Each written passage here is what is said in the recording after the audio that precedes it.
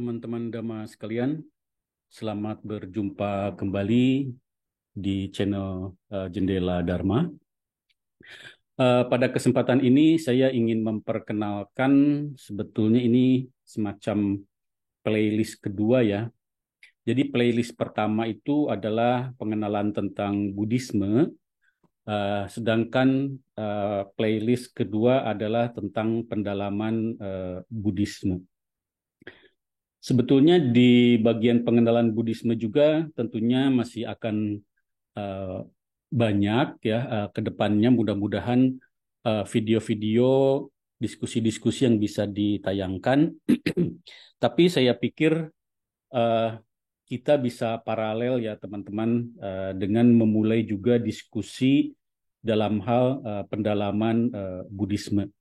Hal ini mempertimbangkan juga dengan kebutuhan dari teman-teman Dharma yang menyimak video-video diskusi di Jendela Dharma yang beberapa sudah uh, membutuhkan lebih ke diskusi yang lebih dalam tentang Buddhisme ini.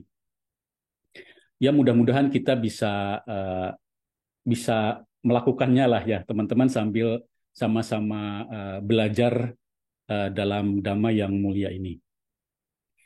Untuk memulai bagian pendalaman Buddhisme ini, saya ini membuat judul awal yaitu asal dan tujuan kehidupan. Untuk bagian pendalaman Dhamma ini kita biasakan teman-teman, karena ini akan cukup penting ya teman-teman, kita untuk melakukan penghormatan pada guru agung kita yang mulia Buddha Gautama. Namo tassa bhagavato arahato samma sambuddhassa. Namo tassa bhagavato arahato samma sambuddhassa. Namo tassa bhagavato arahato samma sambuddhassa.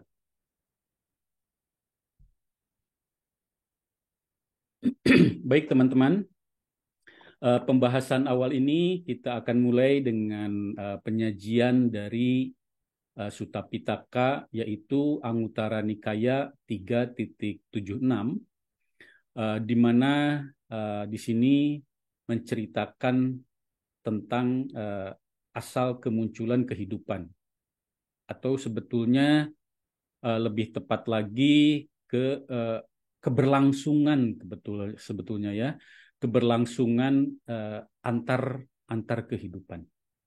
Di dalam Anguttara Nikaya 3.76 ini, Yang Mulia Buddha bersabda kepada Bante Ananda, jika Ananda tidak ada kama yang matang di alam indria, mungkinkah penjelmaan di alam indria terlihat?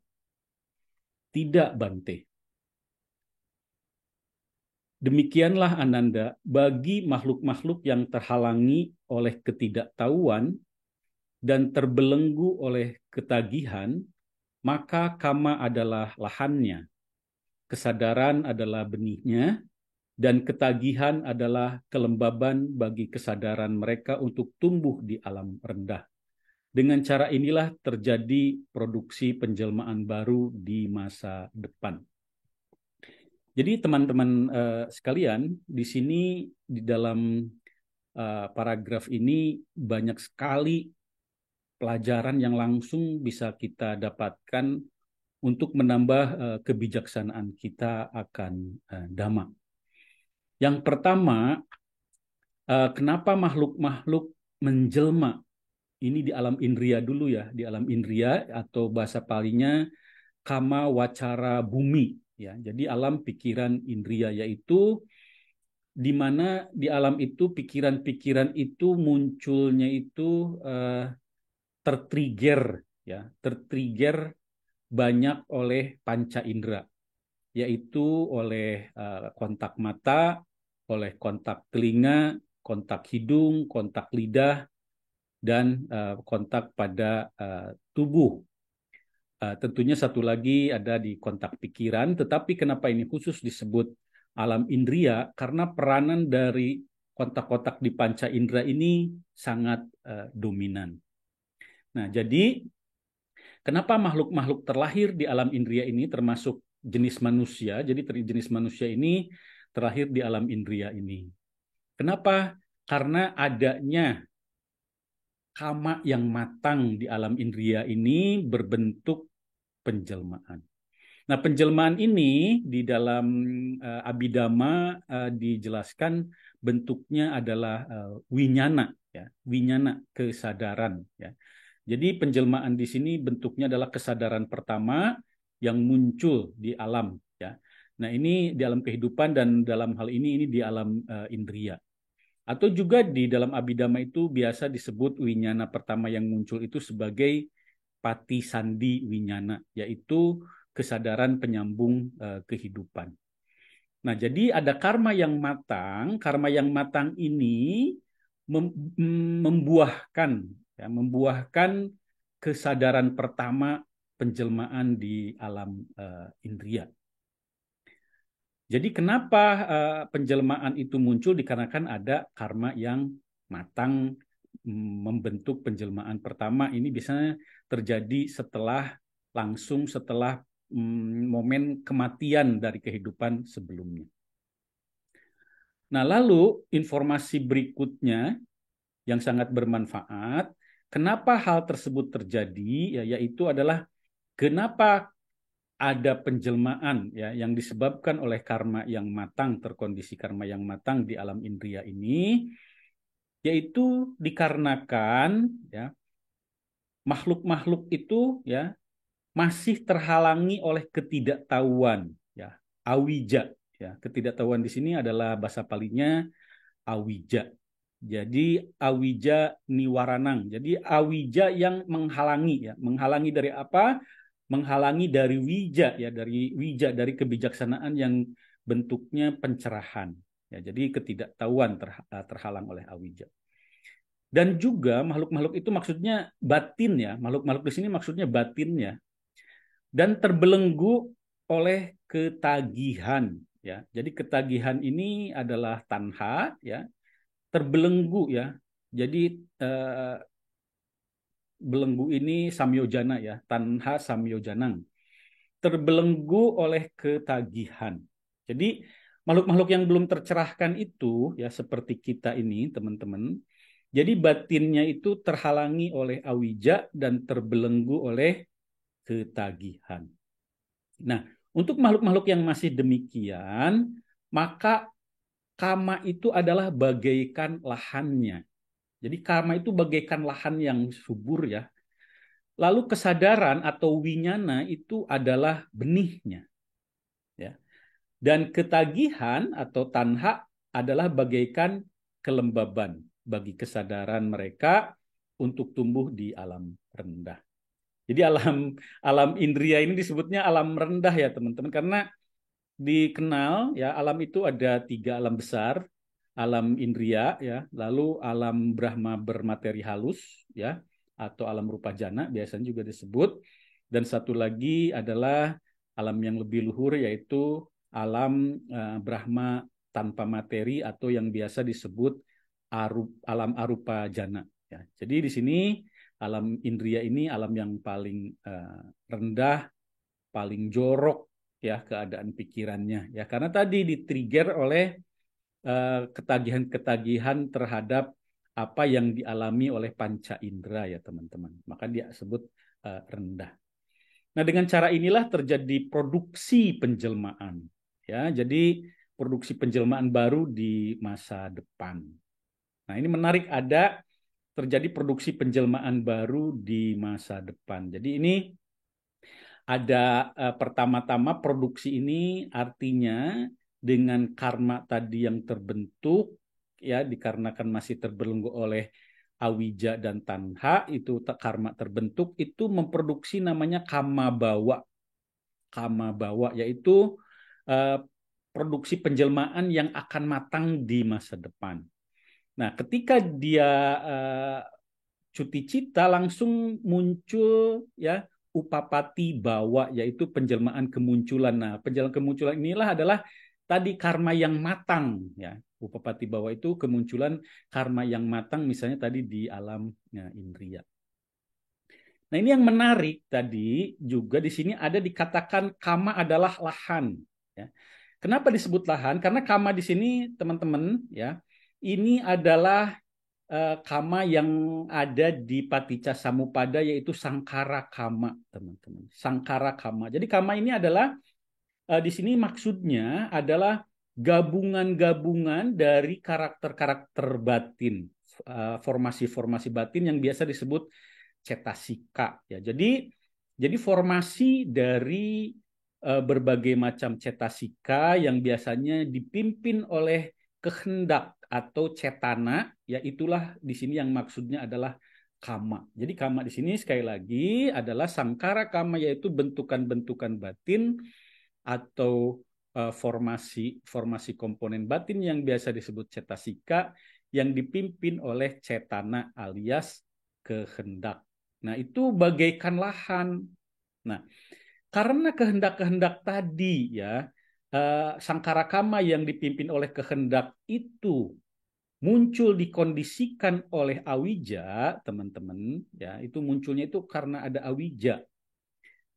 Itu bagaikan lahan yang subur, ya. Jadi ketika terjadi kesadaran, ini langsung si kesadarannya itu berproliferasi ya, langsung ditangkap oleh karma-karma kehendak ya, dan muncul berbagai macam ketagihan-ketagihan yang melekati berbagai macam realitas-realitas objek ya, yang misalnya adalah objek-objek di alam indria, seperti itu teman-teman.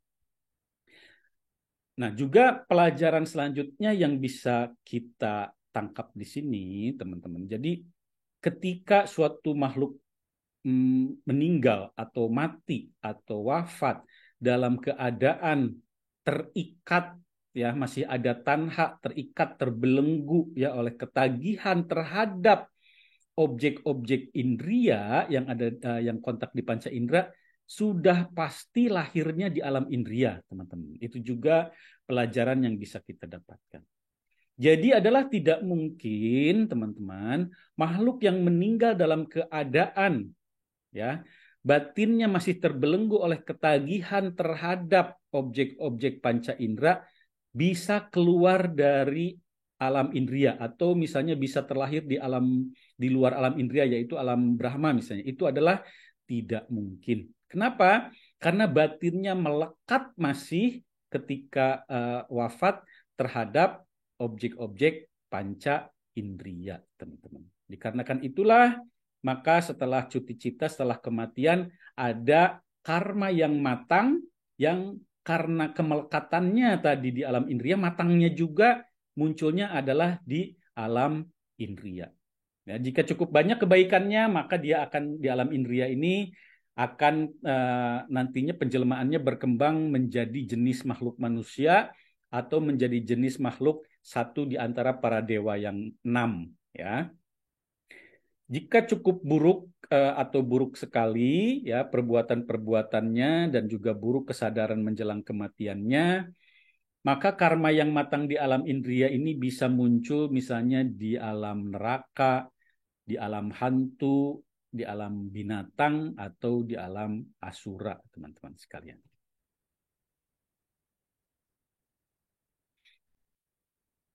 Nah, yang kedua, lalu Yang Mulia Buddha melanjutkan, jika Ananda tidak ada kama yang matang di alam berbentuk, ini alam berbentuk maksudnya alam Brahma bermateri halus, ya, bentuk halus, rupa jana.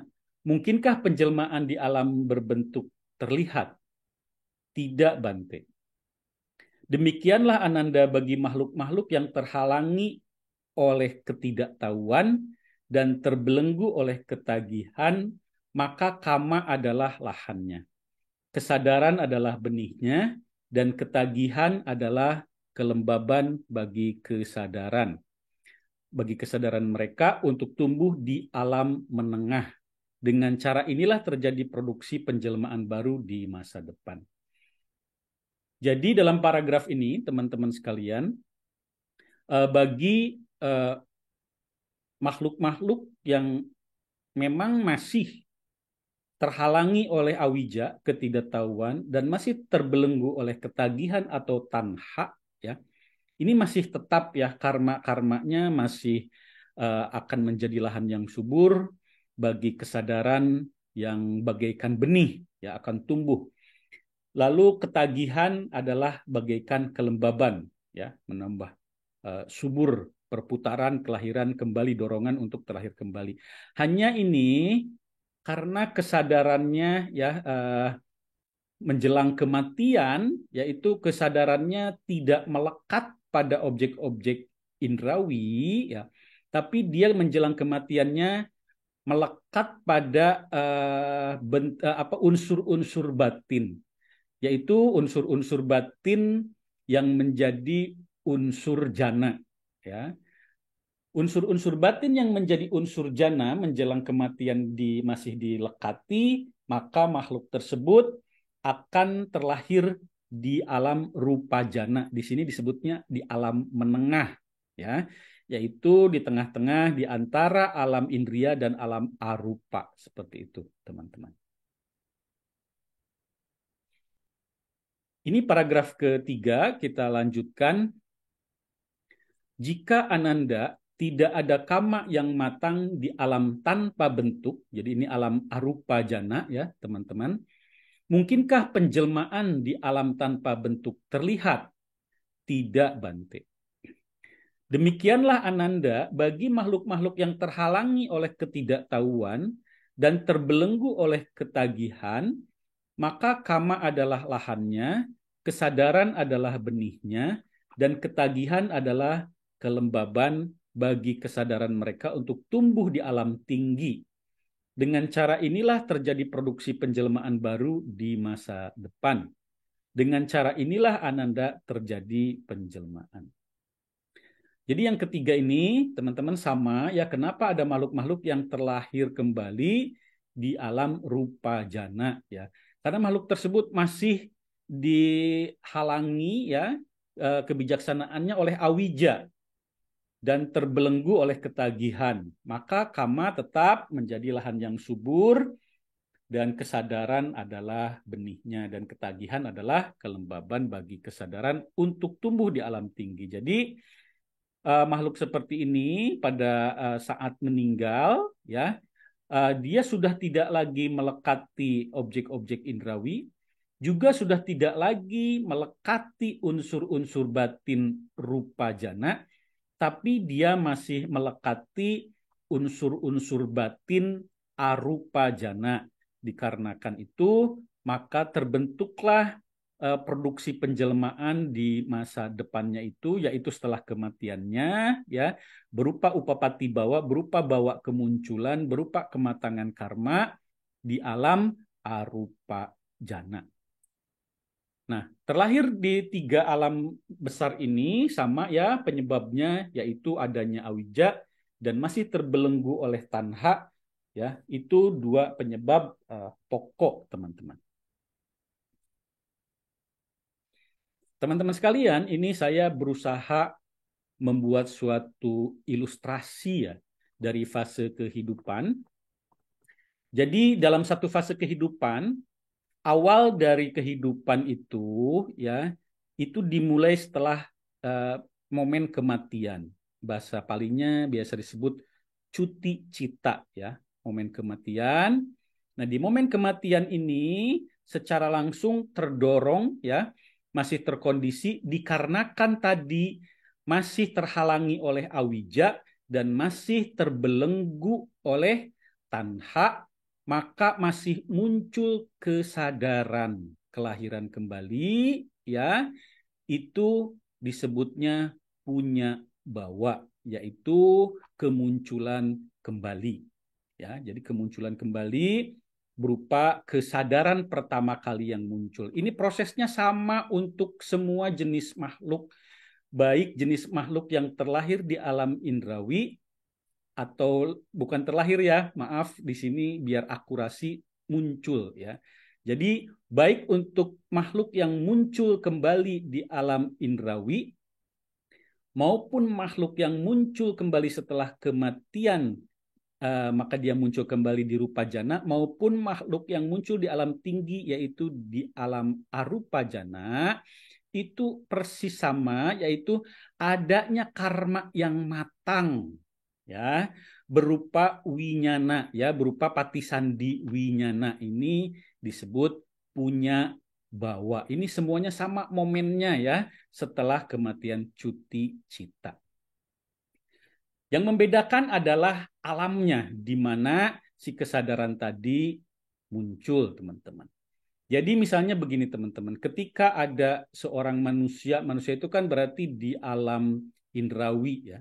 Dia rajin berlatih jana, berlatih jana, berlatih jana, misalnya jananya rupa jana.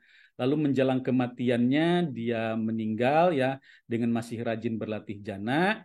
Nah, ketika muncul kesadaran kembalinya itu, kemunculannya itu langsung di alam rupa jana, teman-teman. Langsung terkondisi di alam rupa jana. Jadi bukan munculnya di alam indrawi lalu terbang si kesadaran itulah istilahnya, atau melesat atau berpindah ke alam rupa jana, bukan begitu, kita harus pahami. Tapi kemunculan pertamanya itu seandainya dia memang memiliki kekuatan jana menjelang kematian, maka munculnya itu kesadaran kembali setelah cuti cita itu langsung di alam rupa jana, teman-teman.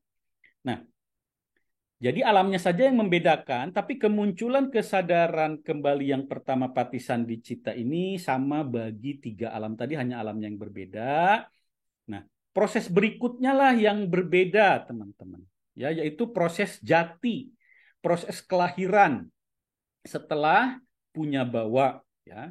Nah, apa itu proses kelahiran? Perbedaannya dengan punya bawa, yaitu kemunculan kesadaran pertama.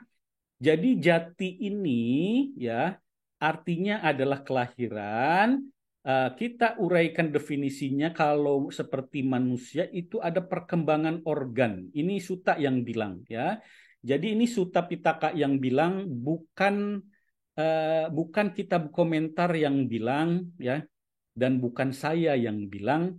Jadi apakah jati? Jati adalah berkembangnya organ-organ ya, unsur jasmani ya, seperti mulai terbentuknya jantung, kalau manusia itu mulai terbentuknya jaringan-jaringan otak, dan di mana itu terjadi di dalam mediumnya. Jadi kalau manusia, perkembangan organ ini terjadi di dalam rahim seorang ibu. Kalau misalnya seperti unggas, organ-organ ini terbentuk di dalam telur. Jadi proses di dalam rahim dan telur itu sudah termasuk proses jati di dalam Sutta Pitaka itu, teman-teman ya. Nah, jadi misalnya di dalam di dalam rahim ibu itu ya dibuahi oleh sperma seorang ayah, maka si tadi ya ada kesadaran yang cocok secara karma masuk ke dalam campuran dari sel telur dan sperma seorang ayah tadi. Kalau di Sutta ya, kesadaran yang masuk ke dalam rahim ibu itu disebutnya Gandaba kalau di Sutta. Bukan Gandaba Dewa Catumaharajika, beda lagi ya. Kemungkinan kenapa disebut Gandaba, kemungkinan secara kultur saat itu di zaman Buddha ya, itu memang kesadaran yang masuk ke dalam rahim itu memang disebutnya Gandaba. Karena itu yang Mulia Buddha menggunakan istilah yang sama ya, teman-teman. Nah, itu bagi makhluk di alam tadi indrawi. Jadi makhluk di alam indrawi itu biasanya kan ada mediumnya ya, yaitu misalnya tadi ya rahim atau juga telur ya. Nah, itu di sana berkembang organ jadi jati di sana. Nah, ini si kesadaran itu masuk ke sana ya. Nah, bagi yang makhluk yang menjelma langsung ya, baik itu sebagian dari para dewa di alam indrawi, juga sebagian dari makhluk-makhluk hantu, dan keseluruhan dari para makhluk Brahma itu jatinya, kelahirannya itu muncul secara tanpa medium, ya, muncul tiba-tiba. Nah, jati bagi makhluk yang kemunculannya langsung itu, ya, maka jati ini didefinisikan sebagai bergabung dengan jenis atau kelompok masyarakatnya.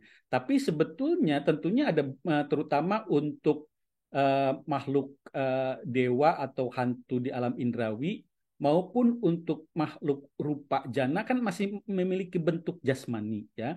Makhluk rupa jana punya jasmani tapi halus. Nah, jati ini adalah kemunculan tiba-tiba bentuk jasmani halusnya itu, ya, langsung membentuk kalau dikatakan katanya kalau para dewa muncul itu menjadi dewa muda, ya. Mungkin ya muda itu dewa yang remaja, ya, umur 16 misalnya. Kalau manusia kira-kira itu kan memiliki jasmani. Nah, ketika terjadi pembentukan jasmani itu, maka itu disebut jati.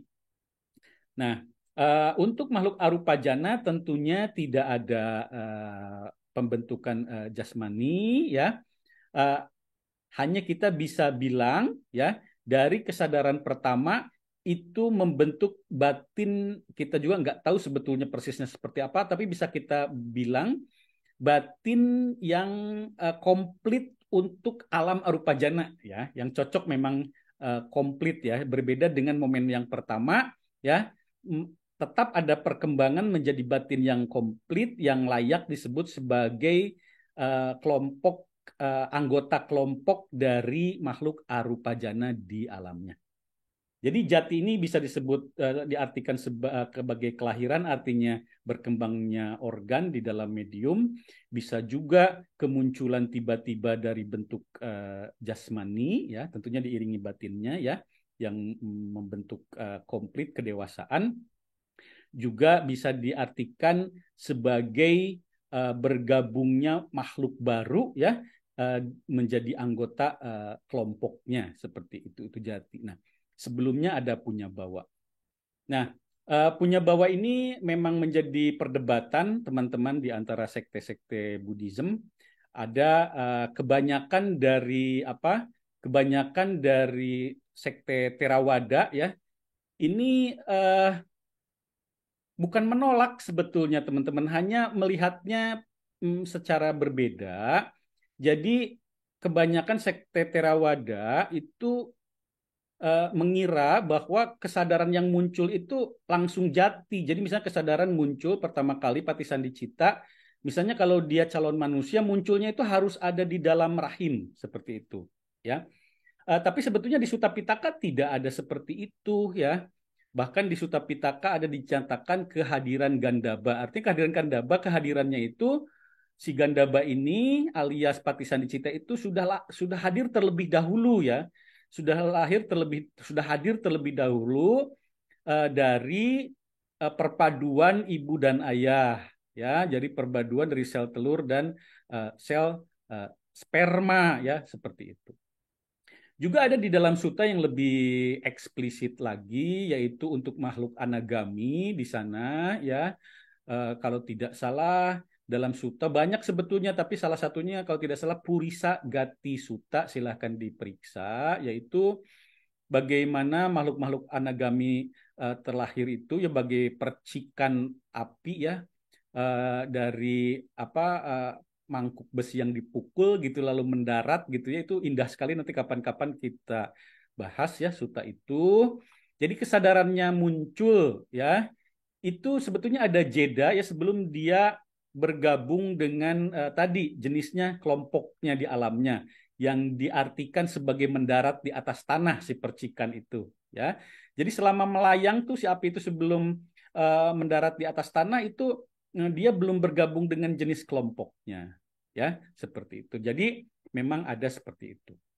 Nah, sedangkan misalnya di sekte lain seperti sekte Mahayana, ya, punya bawa ini lebih diakui terpisah memang, ya, terpisah.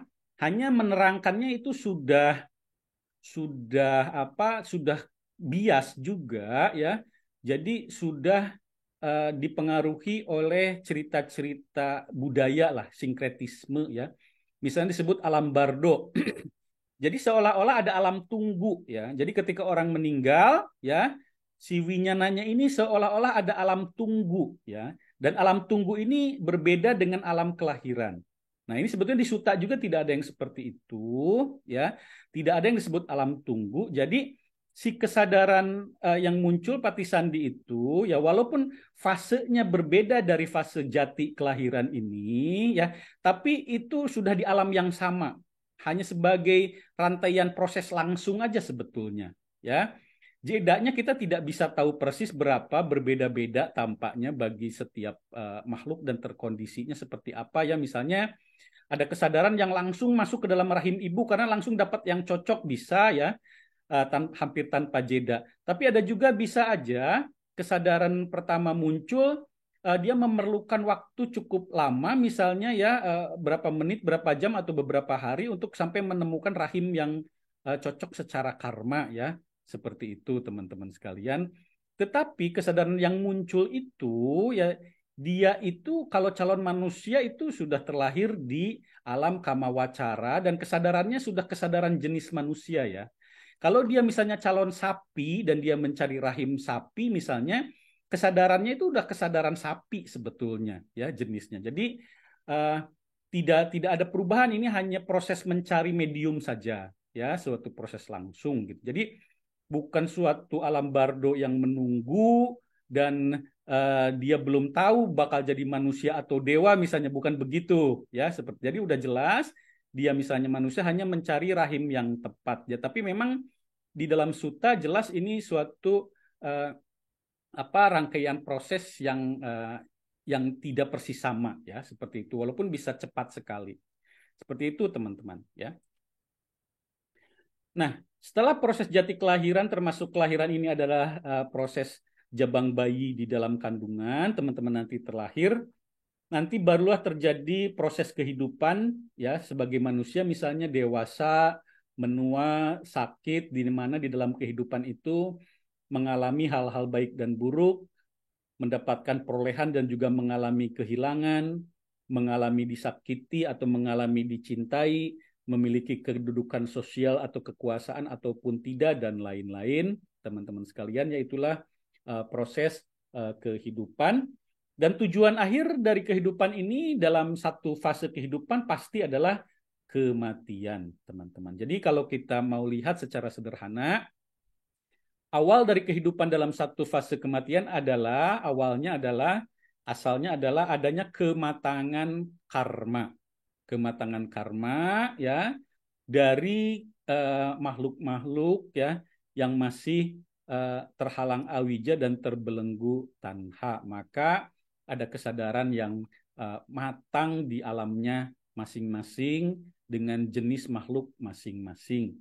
Lalu akan diakhiri, pada akhirnya tujuannya adalah di alamnya tersebut adalah kematian cuti cita, dan nanti akan terlahir kembali ya sesuai dengan tadi, apakah memang masih terbelenggu oleh tanha dan terhalangi oleh awija ya, dan dengan berbagai macam faktor perbuatan bajik dan perbuatan buruknya yang akan menentukan di alam mana dia terlahir kembali.